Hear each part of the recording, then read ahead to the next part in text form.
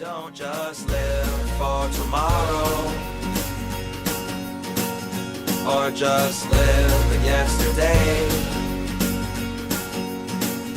Just be glad for all you have that's in today.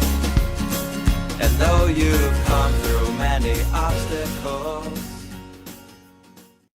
Hey everyone, Connie here, and welcome to my blind reaction to episodes 16 through 18 of Amphibia.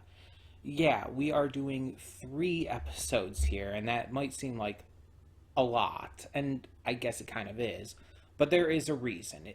If you haven't seen the video I put up earlier in the week, basically the schedule is going to be changing up in a little over a week at this point, when this is coming out and all. Monday the 21st, I believe, is the date? Yeah, the 21st.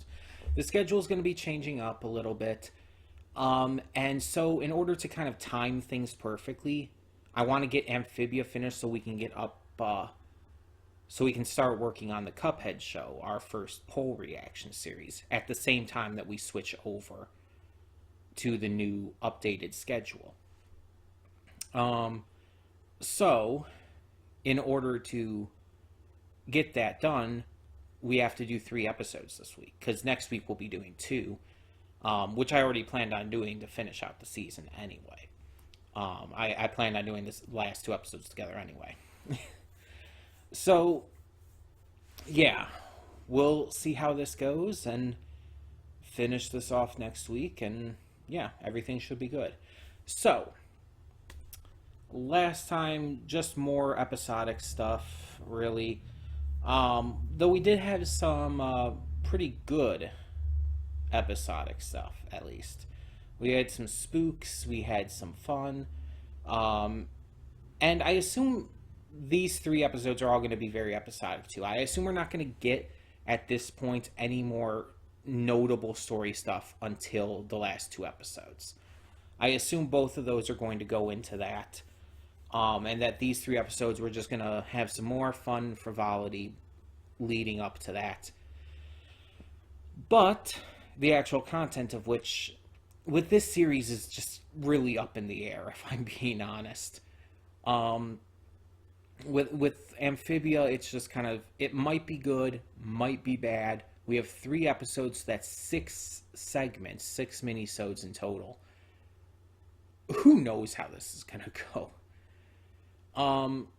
One thing to note, since we do have 3 episodes and 6 segmented minisodes within that, I'm going to try to talk as much as I can about my thoughts on them and everything, and give my just opinions and thoughts and everything during the reaction. Because there is no fucking way I'm going to remember everything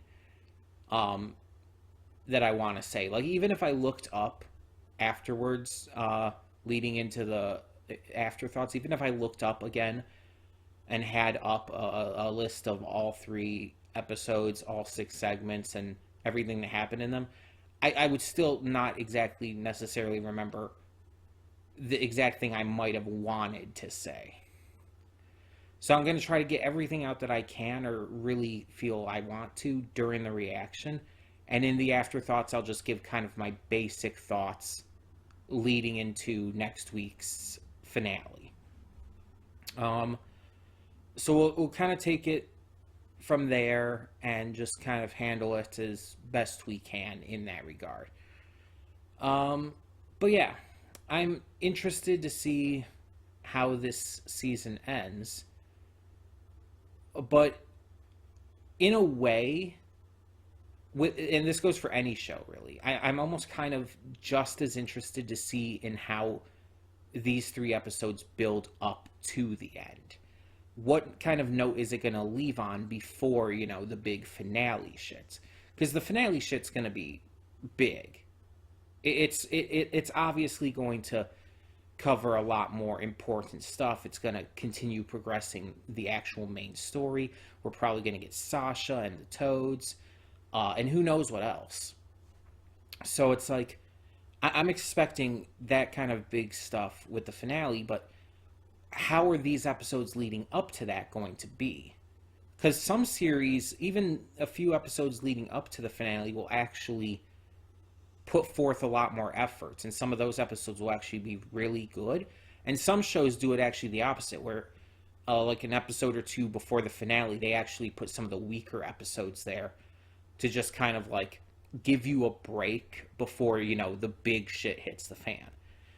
And it's just always up in the air what each show is going to do. Different shows do it different ways, depending on the showrunners, the production team, all of that jazz.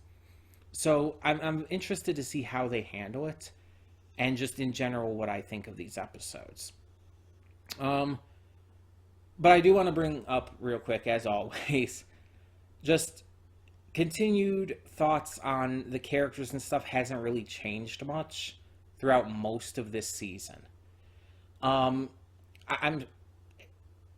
still not the biggest fan of Anne. I think she's just kind of boring for the most part. She's had a couple good moments here and there, but she's just kind of generic for me.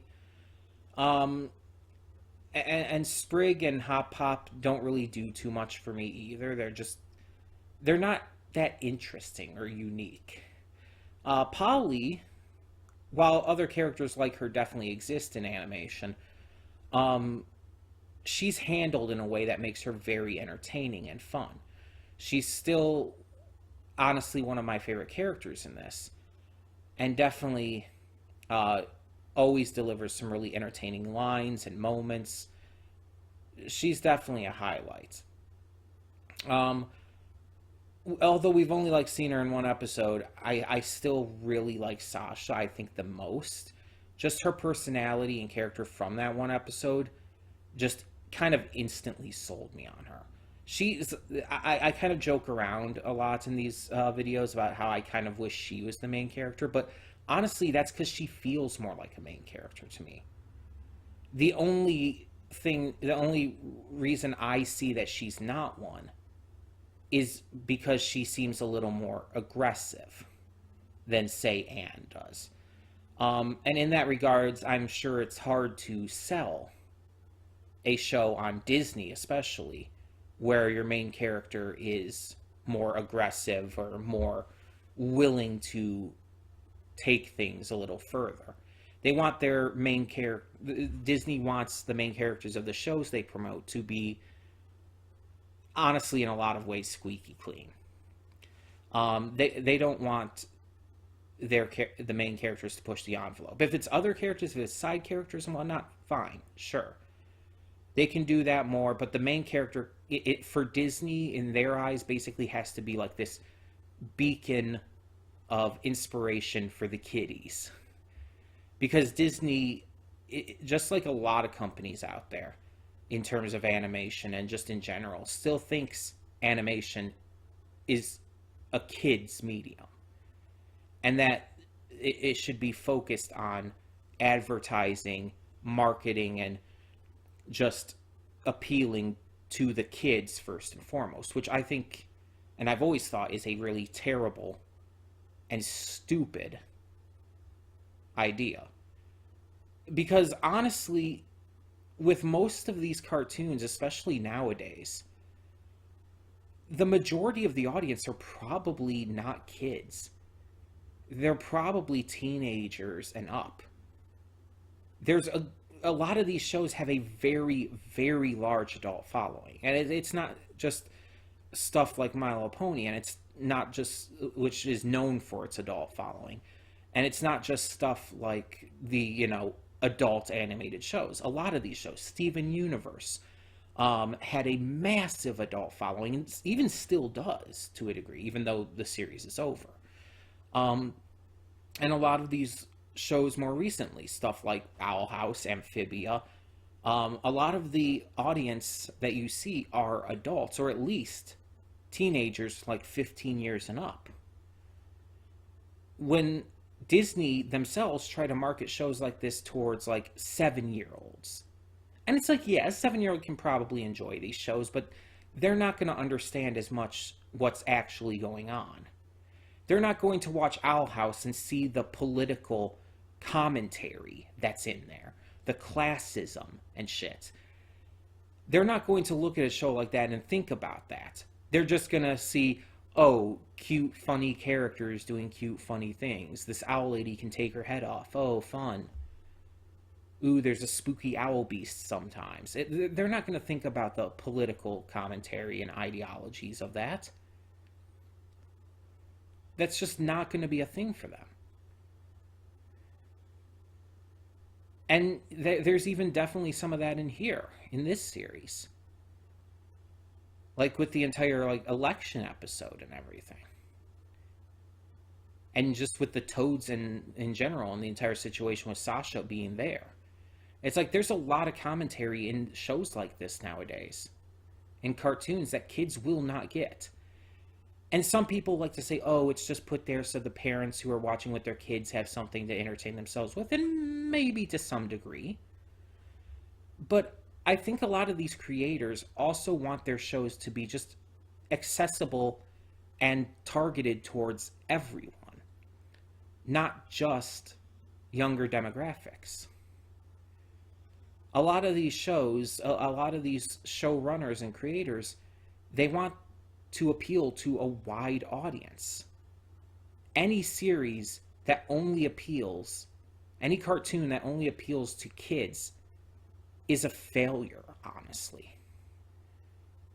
Any cartoon should always work to appeal to all audiences. I mean, if for no other reason than, to be popular, to gain that popularity and overall rake in the money, which you think Disney would be behind because, how money hungry they are. But yeah, it's wild to me that Disney still kind of tries to focus on animation and stuff being for kids, and it's like, just no. A lot of these shows appeal in a lot of ways more to adults than to kids. And a lot of them have a higher amount of adult followers and viewers.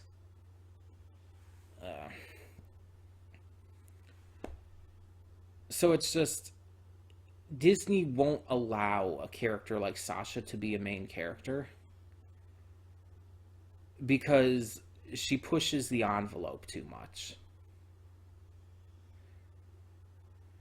She definitely, again, and this is only based off of that one episode we've seen her in. I've seen her in, at least. You guys have probably seen a lot more of this show than I have, considering how many seasons are out and all. But it's like, just from that one episode, we can see what kind of character she is, and although she would make a better main character in terms of writing and, just character, they wouldn't allow that. And I understand that, and I'm upset by that. But yeah, if this were on Netflix or if it were an adult animated series or something, then yeah, that it would be a lot easier for them to make a character like that the main character. Those kind of shows are able to work with that. But when it's a televised Disney show, not going to happen. But either way, there is a lot in this series that is enjoyable, but there's also a lot that I do find needs work. And the characters are definitely one of them. There's just not enough characters that are just, that at the very least I can say there's not enough of characters that appeal to me. And that's a personal thing. It's just my opinion, man. But it is my opinion. It's based on my viewing experience. And I'm allowed to have that thought. I'm allowed to believe that. Even if other people see different. And it's the kind of reasons I like The Owl House so much and Ghost of Molly McGee, because the characters, in my eyes, are more appealing, are more exciting, are more unique, are more interesting, are better written. And in this, it's just, so many of them are just kind of bland for me. And that could change, and I hope it changes. I hope Anne becomes a much more likable, more interesting main character. I hope that Hop Pop and Sprig become something, if I'm being honest. Especially Sprig. Hop Pop's at least a little more interesting than Sprig. Sprig is easily my least favorite of the main characters. And then there's the other girl in the opening, too, who's also friends with Anne and Sasha. I think her name's Marcy, from what I just know about the series and all. I hope she is a very entertaining, good character. I know people like her. I don't know much of anything about her. I just know people like her. So hopefully that's a good sign. But yeah, I just wanted to bring this all up again just to continue to reiterate my opinion and views on how this is all going and maybe put a little more insight into it all. And it's not like I hate Anne or even Sprig or Hop Hop or anyone. I don't hate them, it's just they don't do much for me in terms of character. They're just kind of boring. And that's not a great thing for me personally. But there, like I said, there is enough in this series to keep me invested, at least through the end of this season. And as I mentioned in, I think, last week's video, I will make a decision, obviously, by the end of the season, whether or not we'll continue reactions into Season 2. At this point, I can't say, because I really need to see how this season ends. That's going to be important, because usually the end of the season does also build up to the next one. So I feel like I need to see that before I can really actively say what I feel about it and whether or not I think I would want to continue on into Season 2. But we'll handle that when we get to that. We'll take care of that at that point and time. In the meantime, we have 3 episodes to get through today, so let's just get on with it and hope for the best. So when the screen fades to black, pause this redirect and go to the description below. Follow the link to the reaction, and after you watch it, come back here to the redirect and resume play. Because after it fades to black and then fades back in, everything from that point forward will be my afterthoughts and will contain spoilers to the episodes. So, that being said, thank you so much for tuning in, and I will see you at the reaction. And we are back, and we'll begin with spoilers in 3, 2, 1, now. So that was an interesting trio of episodes, some segments of which obviously being better than others. But really, I feel like only 2 might be like really notably important. With one of them, the Bizarre one, we have more being brought up with the chest, or box, music box, whatever you want to call it. Anne is trying to figure out what to do with it and everything, and most of the episode is more focused on the Bizarre and her trying to get the box back after losing her bag with it being stolen and everything. But at the end, like, we get more hints that Hop Hop knows what it is and is trying to actively hide it. He buries it, and whatever it actually is, this implies that it's very dangerous, and that Hop Hop is willing to basically betray Anne and her trust to get rid of it. It raises a lot of questions, and I definitely am interested to see where that ends up going. The second one that could be important is this most recent one, the second segment of episode 18 here. And mostly in regards to the sword. Anne has a sword now. She was given a sword by this this fighting instructor who helped her learn to fight, obviously, as a fighting instructor would do. That can't be unimportant, right? Anne learning how to fight with a sword, her getting a very notably designed sword, and even the tower and the toads and all were brought up in that episode. That cannot be coincidence. That has to be important. Even though the main like core of the episode was still very episodic, just its own secluded story. It set up certain things that has to be coming back as important. I think that Anne might end up using that sword in the finale, because obviously, with it being the finale, it's going to probably go into some pretty exciting stuff. So she might have to end up using that. That's my guess, at least. But all the rest of these segments in these 3 episodes were pretty just generic kind of stuff. Some, again, better than others. Let me get up the list, as I basically said I was going to. Just to give my briefest thoughts on them. I think I got most of my thoughts out during it, but I'll cover like just what I think of the episodes on a base level here. Once I get to it, give me a second. So, family fishing trip, which was 16A. Really the only big appeal to that episode was Sylvia. Like, yeah, it had a good lesson and everything. Just to not be so jealous and to give people a chance and stuff. And it was nice, I guess, but really Sylvia was the only big appeal to it. Everything else was just kind of like, okay. But there was the one joke about Anne and the crab and everything. That was actually really funny. I will give it that. Bizarre Bazaar was actually one of the more exciting and fun episodes. From the Studio Ghibli like imagery that was shown in it, and just the concept of this Bizarre Bazaar and the visuals and ideas we see within it is just extremely interesting to me.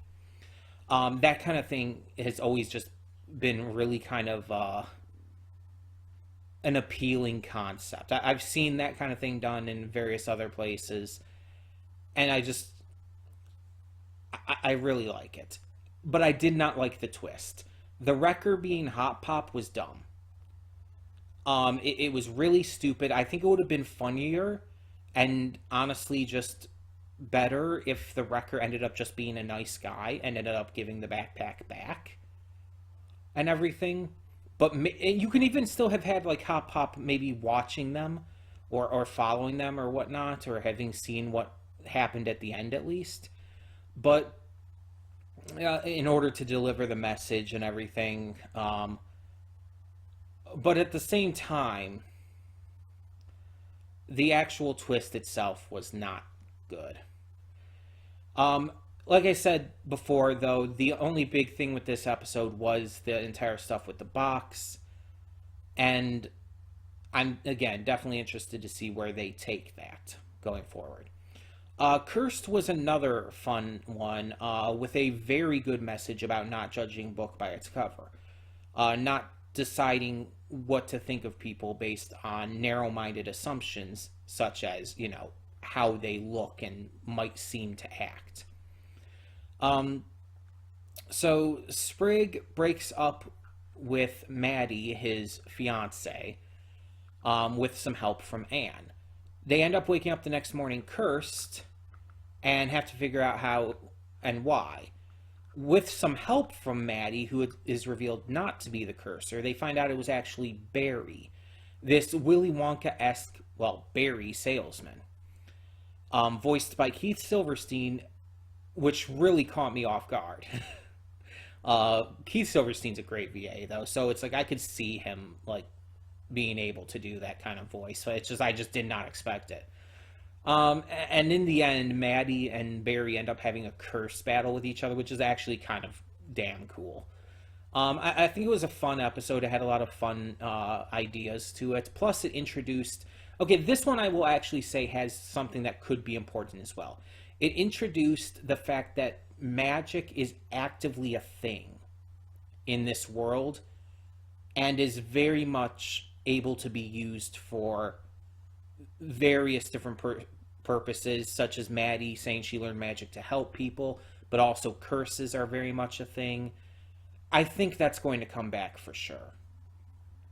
I don't think it's as important as the sword was, or the stuff with the box, but I think it is going to be important. Fiddle Me This was just kind of meh. It wasn't bad by any means. It was just they wanted to have an America's Got Talent riff.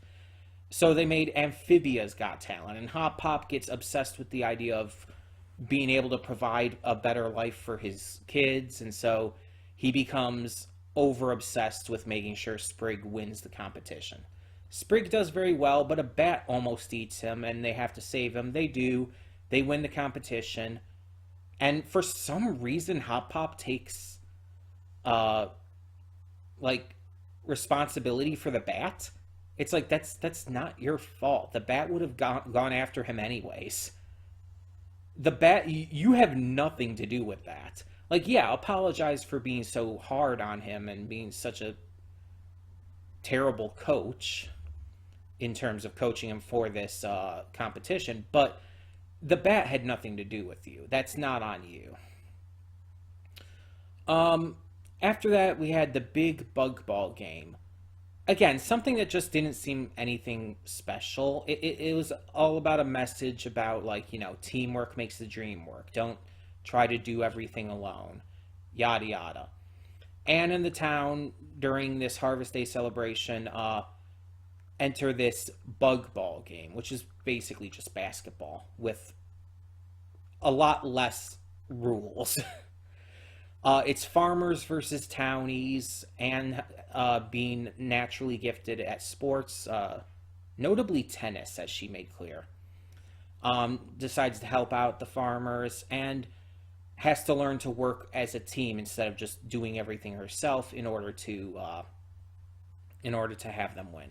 It was a very obvious Space Jam kind of parody with like even having a Michael Jordan character, Frog Jordan, be in there.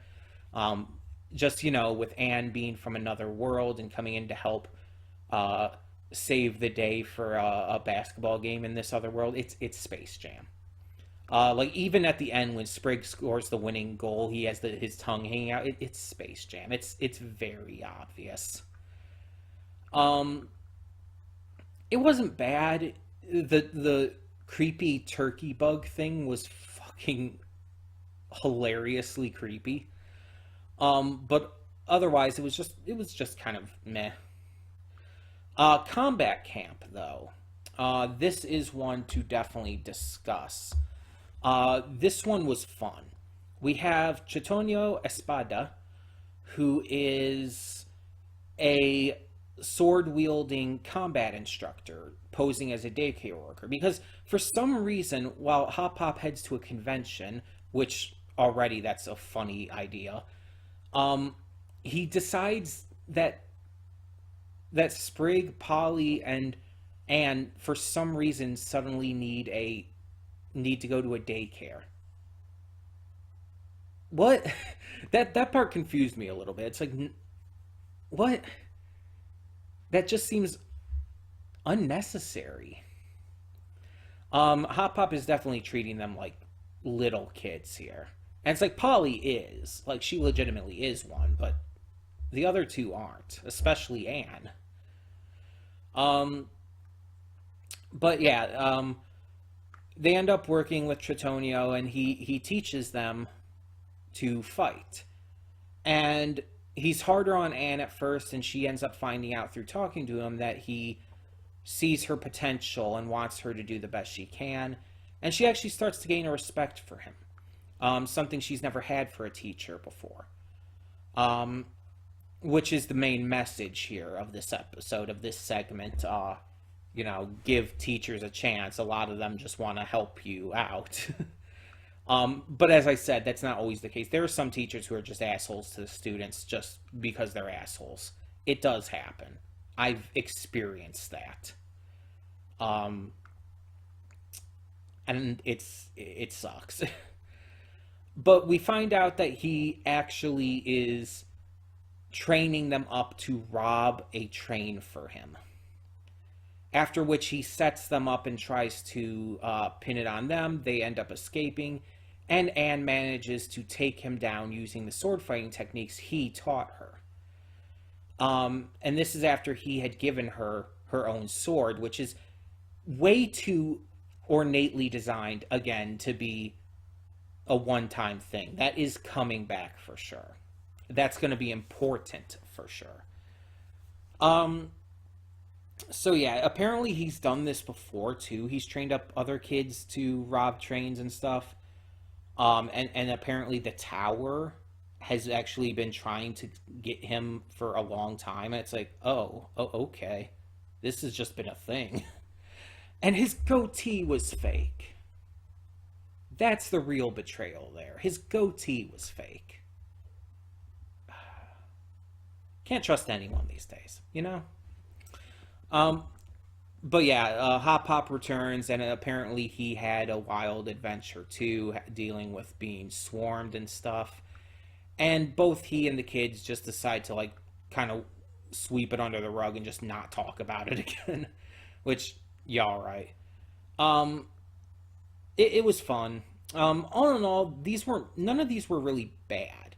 None of the segments in these 3 episodes were bad. If I had to say one that was my personal favorite, I'm kind of leaning towards Combat Camp, with Bizarre Bazaar being a very close second. Because Bizarre Bazaar, as I said, it's just like, that's just my kind of shit. I'm into that, but Combat Camp was just really tightly written and really interesting, and again, definitely setting shit up for the future. If I had to say a least favorite, probably Family Fishing Trip. Because again, honestly, the only real appeal of it was Sylvia. Like, she and Hop Pop were really cute in it, and Sylvia's honestly pretty great. I like her. She's really nice and really cool, and I like her. But it's like, that's really all that episode had going for it. Otherwise, it was just kind of boring, comparatively. Fiddle Me This wasn't that great either for me, or The Big Bug Bug. I mean, it seems like each episode of these 3 had one that I wasn't as impressed by, and one that I was impressed by, which is really interesting that all 3 episodes were, like, kind of split down the middle for me like that. That's not that common that happens, like, 3 episodes in a row. Obviously, it wouldn't be common. But yeah, again, none of them I would call outright bad, and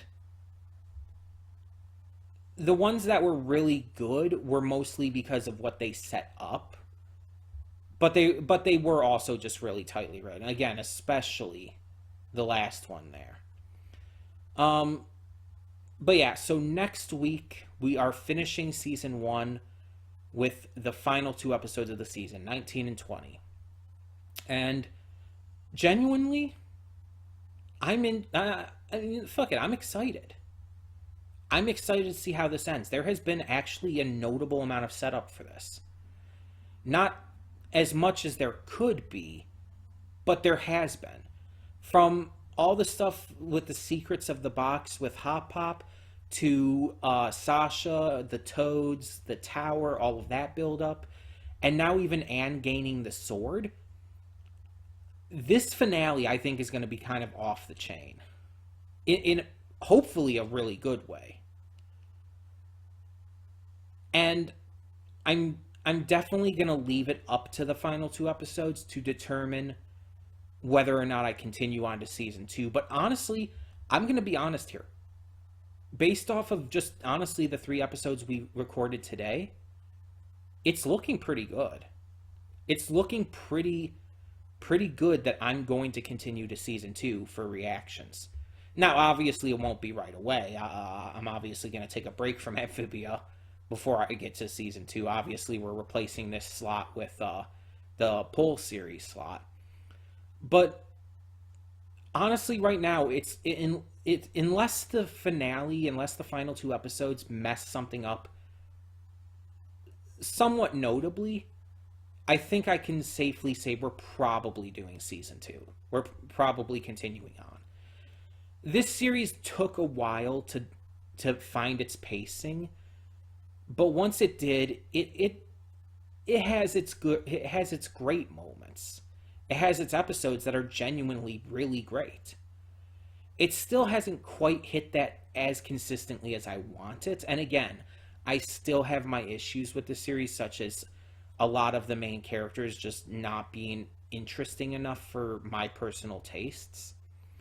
But overall, I am actually enjoying it much more than I expected to be, even when I first started it back up after I dropped it the first time.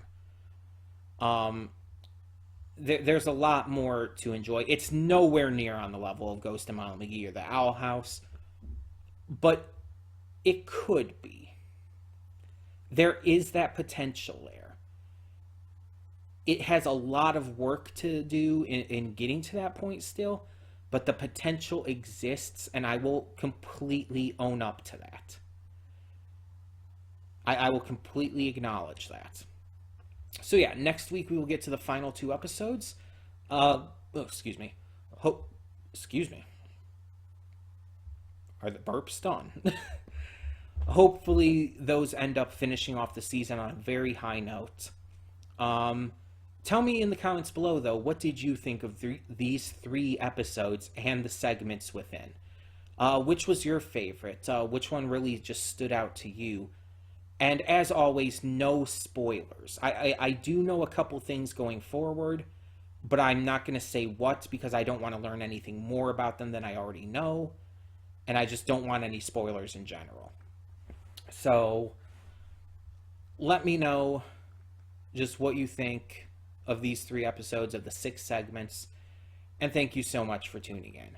For now, I'm Connie and I'm signing off. See y'all next time.